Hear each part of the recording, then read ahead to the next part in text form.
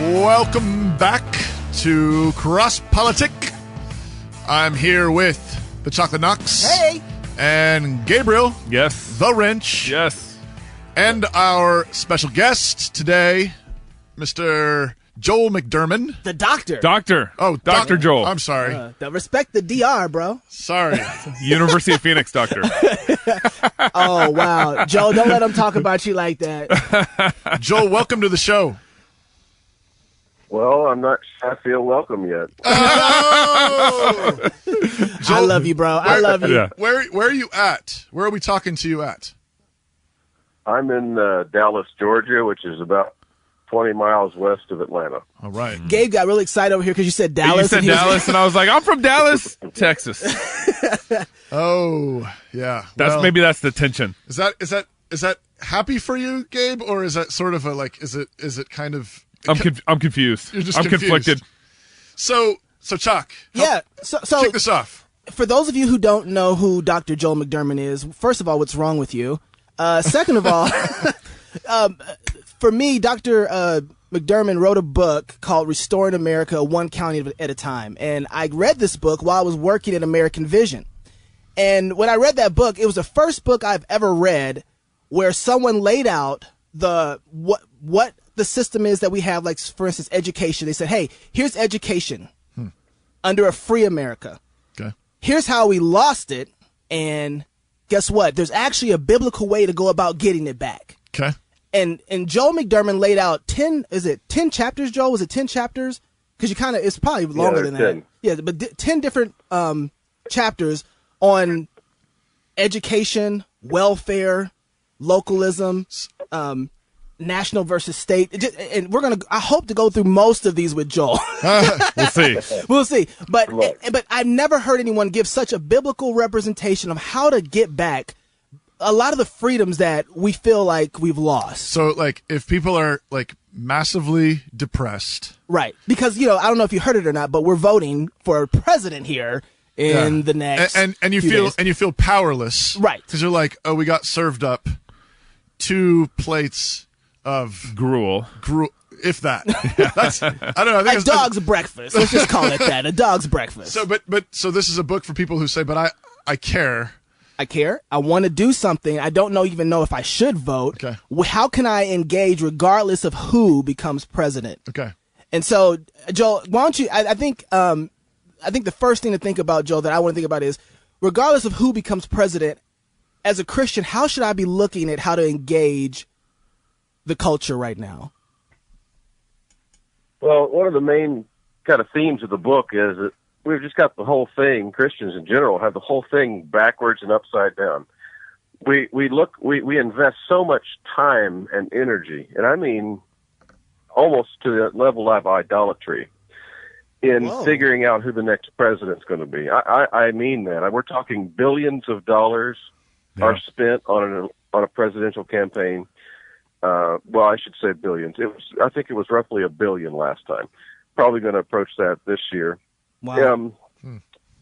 Tons of money poured into this. The TV ad time, the media frenzy, the stuff, the time that's poured into this. And Christians, I mean, you've been on Facebook. People lose friends over this several months because of the positions they take. And if you don't vote for this guy, you're not a Christian. And it's that's crazy. True, Joel. That's just true. And at the end of the day, you've got all this,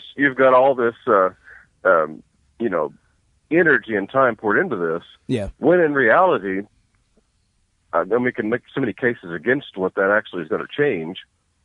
When in reality, the things that you could actually change to make a difference are in your own home, in your own community.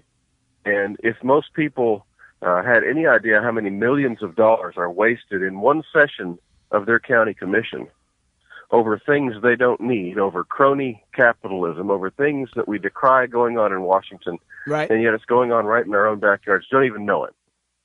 Those kind of things you can actually make an impact on if you wanted to. You think you can change Washington, but you can't.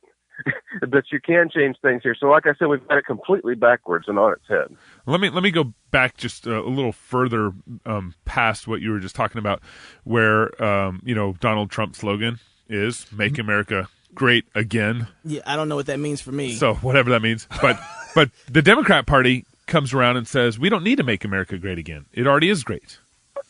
So some people want to say in all this, we don't need to restore America. Why would we need to restore America? Well, my book was written to the conservative Christians who have gotten this wrong. Now, I don't think I have much hope of reaching a liberal to begin with, so I don't waste my time. But the conservative Christians, we've got common ground. You know, I should walk that back a little bit too, because there are areas. You used to think you had common ground. There are areas there, even with liberals, that we can make advances, but that's another fight we can talk about. Very limited. No, I'm just joking. Well, I love you, liberals. In areas dealing with, I'm doing a major project on this right now. In areas dealing with the history of racism in the nation, civil rights, criminal justice reform. Ooh. We have, I think, biblically, we have more overlap with liberals than we do with conservatives. Yeah. Oh. And Ouch. And certainly with libertarians. So there's area we can work together there. But on these issues that are in the book, you'll find out that it's mainly conservative Christians we're talking to. We're worried about, what our kids are taught, things of that nature, budgets, deficits, debts, social values, family values, all of those things that conservatives are trying to take care of at the national level. That's completely antithetical to what you say you believe in when you talk about liberty and the values that founded this nation. So I talk to them and I say, back up a minute. You know, if you are decrying Obamacare because, it's socialism. Let me back up and put it this way. I'll tell you the story. A year or so ago, I was counseling with a guy who was running for a state office, and he was influenced by several Christian friends of mine. He was a very good conservative guy, and wanted to be kind of this ultra Tea Party type. So I sat down with him at dinner with a couple other guys, and I said, all right, let me ask you a question. If you were elected, would you support the total privatization of the public school system? And he started giving me the classic campaign political stuff. I think education's so important, and we need to take care of the children, and all this stuff went on and on and on. And when it was over with, I said, no, back up. You didn't answer the question. Would you support the complete privatization of the public school system? And he says, I could never do that. I mean, kids would fall through the cracks. How would we take care of the poor? Right. People would be left behind. And I looked at him right now and I said, congratulations. You just made the argument for Obamacare. Yeah. Right. Wow. And the coin dropped for him immediately. And he said, so what do we do then? How do we take care of that? So I said, look, churches, private charities, private organizations can take up the slack better than the government can. So we talked about that. But that's the point. Conservatives will be the first ones to decry Obamacare because of socialism. But apply that to the local level where Christians are head over heels in trying to help their local school or help their local initiative or whatever they think is going to help locally. When it's government funded and tax funded, they think that's okay. Right. So that's where I go in the book. I said, okay, back up. Let's start with the principle. What is the biblical principle that we need to talk about? Right. And that's why we begin with education, because that's the thing. Every Christian could change overnight. Yeah. You don't need legislation passed. You don't need to form a committee. You don't need critical mass in society. You don't need anything. You could make the decision tomorrow, and the only thing that needs to change is your lifestyle. Right. You might go from a one income to a two income family, or backwards. From a two income to a one income. Okay, let's get rid of some of the things we need. You need the extra big house? Do you need the extra fancy car? Do you need the NFL Sunday ticket? Joe, hey, time out. No, don't take away my NFL package. Sunday ticket. I mean, now, don't shout me down when I'm preaching good, all right? I think that's a real thing. When I have this conversation with my conservative friends, the question that I always seem to argue in who's going to pick up the slack. Because if you start saying education becomes a parental focus, what about the single mothers out there that are working by themselves, and this is a real thing in my community, that are trying to provide for their family and they have no child care? I'm talking about my sister right now. Yeah. right? Yes. She is in a situation where she's forced to send her children to a government school because there is no support for her. And so what you're talking about is removing the support for her to be able, for her family to survive. If you're saying, hey, you got to take them out of there, what's she supposed to do with them? Well, it does seem that way, but it's not removing a support. It's removing a government-funded support, okay? It's the churches that should be picking up the slack here. That woman, whoever she's associated with, there should be a church or even a private secular organization funded by charity. You know, we do this in virtually every other area. Tsunami relief, earthquake relief, and natural disasters. If it's any kind of thing in society that requires a donation, Americans, more than anybody in history, pour out the money like crazy. Right. Bill Clinton's foundation's been great for that. If you took, Red Cross, whatever, go for it. If you took the government supports out of education, left it to families, left it to churches, what little bit there was left that didn't get covered by those means could be covered privately, and I have no doubt people would fund it without question. Right. And all of and it would, and praise God, it would take care, it would displace hopefully some of these dubious ministries that raise money for jack squat that they promise they'll do and don't do. Well, I think to like add, the national right to life, like these other ministries that promise great grandiose things and never ever ever deliver after raising millions of dollars. All the fraudulent seminaries that train these panty waist pietists that raise billions of dollars. Preach, preacher. We're talking about major Baptist seminaries. We're talking about Master's College. Millions upon millions, even billions of dollars have been raised for these places. They have produced nothing of value for society whatsoever. All of that money could be channeled into useful purposes. So I have a grander vision, and it involves the kind of reform that not just takes a little bit of vision to have, but really it makes most pietist Christians uncomfortable. Yeah. Because they don't want to quit supporting, Billy Graham or quit supporting this other guy who's out there, quote unquote, saving souls. Right. When in reality they should be educating kids, fighting for criminal justice reform, helping the minorities among them, and a whole host of other issues that James tells us is what true religion is. Right. This is true religion. Yeah. And we don't do it. We do do it. as a Right. thing. So yeah, people would not fall through the cracks if the church was doing its job. That's the bottom line. Ugh.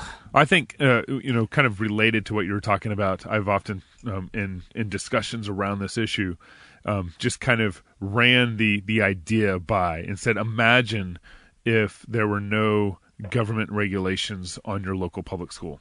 How free would your superintendent feel to make decisions?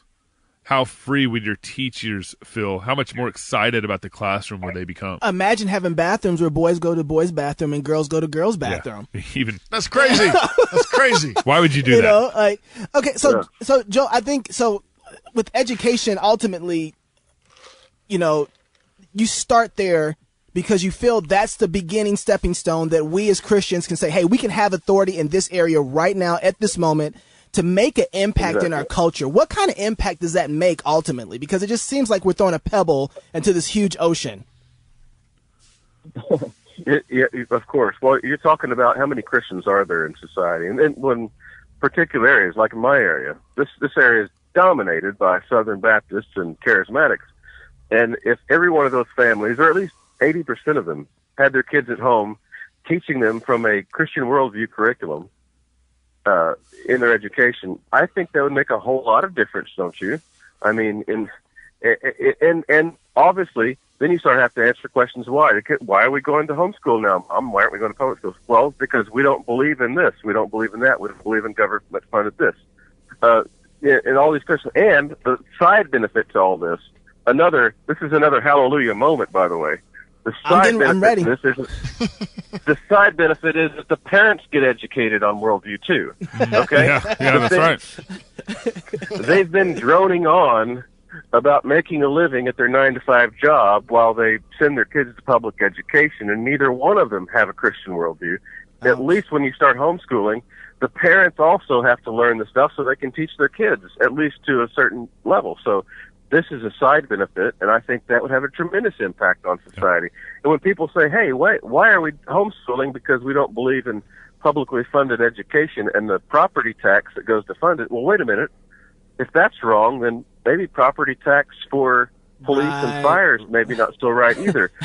Maybe people start putting two and two together, and once you get over that initial step with just a little boldness, you begin to ask all kinds of questions. Yeah. And then you get a few adventurous souls in any county anywhere that starts digging up the data on how much money actually goes into your local police and fire, how much, and teachers, how much, this is the question that's always hidden in the data, how much unfunded liabilities are in the pension programs. Yeah, absolutely. I looked mine up the other day. It was tens of millions.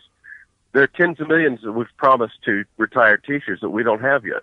Where are we going to get it? Nobody knows. This is an impending crisis across the country. Joe, we'll find somebody Nobody to knows rob. about it. We'll find somebody to because rob. nobody's asking these fundamental questions. Yeah. So, Well, and you know, go ahead. No. yeah. I was going to say, you know, it's a huge problem, and that kind of huge problem is just sitting there waiting to be addressed when Christians start doing their job and churches start doing their job in these areas. So will it impact society? I have no doubt it will impact society in tremendous ways. Let me ask a very practical question here. You're talking about a lot of people's lives and how they make their income and provide for their family, right? Teachers, changing the way they get paid, or maybe losing their jobs, all that. How do we make some of these transitions while taking their families and their lives into account also? Well, I think it comes along in different degrees and depending on who you're dealing with. For the Christian person who's making this transition for themselves, obviously the bottom line is there's going to be some sacrifice, probably. You know, there is for me. Oh, yeah. You know, there's financial sacrifice there. Yep. So, you know, now if you're talking about the people whose lives are affected because they're employed in the system, I have greater and lesser degrees of sympathy for some of those people. For the really earnest Christian who, in my opinion, would be naive, but they had perfectly good intentions. They went into the system wanting to make a difference, to help children, That's to right. educate them. Okay, what do you do with this person? Well, I think if that person is that pure of heart, when they learn the truth, you know, they're going to be amenable to making sacrifices themselves to get out of it. I know this is true with people I've dealt with in police departments, in the standing army, in a variety of areas, that when they learn the truth, they're like, okay, this is going to impinge upon me, but I'm ready to make the sacrifice and make a transition. The person who says, wait a minute, this is my livelihood. I've invested in this. I'm entitled to my pension. This person who's got this attitude that's right next to a liberal, that person I feel less sorry for because they don't want to learn the truth. Yeah. They're not willing to sacrifice to do what the Bible says. That person is becoming, you know, closer to obstinate. And that person, in my opinion, deserves less sympathy. So I'm less willing to work with that person and less concerned when they fall and don't have a support. That sounds cold, but that's the bottom line. At some point, you have to draw lines for people who want to be obstinate and feel like they're entitled to the money that your property is worth. Somebody get Joel some hot cocoa, warm that dude up a little bit. Joel, what do you say to somebody who hears this kind of thing and says this is you pulling out of the culture, this is you pulling out of your community, this is you pulling out, doing your own thing, Separation. Yeah, you're doing you're just thinking about yourself and your family, but you're not thinking about your neighbors, you're not thinking about the people around you. How do you answer that concern? Well, I hear two concerns there. The first one is that I'm not concerned with my neighbors. The other one is that I'm withdrawing from the culture. Well, I think I've already addressed the concern for my neighbors issue with saying nobody would fall through the cracks if the church was doing its job, okay, and the private charities were doing their job. So I'm just as concerned about my neighbors as the public schools are, but in fact, I'm more concerned with them because I don't want the government taking their property tax money either. Right. I want them to keep it and invest it the way they think they should. What about withdrawing from culture? I think it's just the opposite. You know, sometimes the Christian faith looks at the culture and it says, you get in there and get your hands dirty and get involved.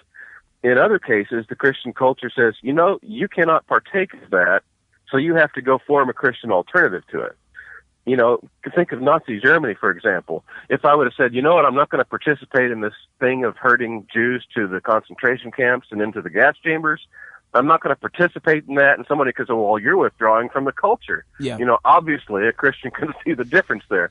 When you look at something like property taxation and public services as sinful, in my opinion, for a Christian to be involved in, then you can have the same attitude and not feel guilty that you're withdrawing from the culture. No, I'm involved in the culture. I'm trying to create a better culture than the one that's there. Wait. So what did you say you thought was sinful? I didn't quite catch that. I believe that property taxation is sinful. And I believe that this is my conscience, okay? I don't want to engage in any activity such as enrolling in public schools that's funded by that, because I believe that's sinful. It's based on stolen money, in my opinion. Now, there are some things I don't have a choice with. If I get involved in a car accident and have to call the police, yes, that's tax funded, but I don't have any other choice, other than to suffer complete loss there. But even there, that doesn't always work. So, unless we have a localized police force. Yeah. Now, the common reply to this, Joel, is now we're getting into the discussion on taxation, which is, I think, chapter 5 or something like that.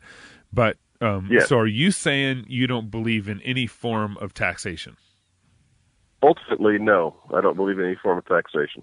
And this show is over. All right. You can write your letters to Joel McDurmon. AmericanMission.org. Hey, but you know what, though? I like that world, though. I ain't going to lie.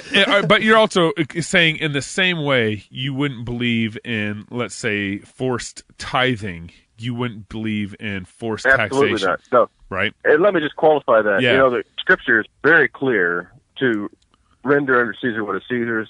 Paul's very clear in Romans 13, pay tribute to whom tribute is due. Obviously, I pay my taxes. Obviously, because of those things, I believe that when you're living under a tyranny and taxation is imposed on you, that you submit to that. Mm-hmm. But ideally, in a biblical society, you go back to Old Testament law, there is no taxation whatsoever. There is one minor law that some of us argue over whether it's a tax or not. It's the ransom payment for men who are enlisted in the army. It's a same for everybody. It's a half shekel payment, goes to the temple. I don't believe that was a tax. It certainly wasn't a civil tax in the way we look at property taxation or sales tax or income tax or any of those things. Mm-hmm. There was the tithe, obviously, but the tithe was never enforced by the state. Right. It may have been enforced over time by God, whether you didn't pay. You suffered in various ways, but it was not enforced by the state. But that wasn't a human model. That wasn't a human enforcement either. Even by tithe was not a human enforcement. It was a you just are going to face God's natural judgment in your life if you aren't faithful. Right. Right. Well, yeah, it wasn't all right, enforced by the state. Wait, 1 second, Joe. I'm going to let you finish. But Ron Paul got the best taxation plan of all time. We got to take a break here. When we come back, woo! We're going to talk about some taxes. To tax or to not to tax. With Dr. Joel McDurmon. Crosspolitics.com. Crosspolitics.com. You know it. Woo! Joe, we in trouble!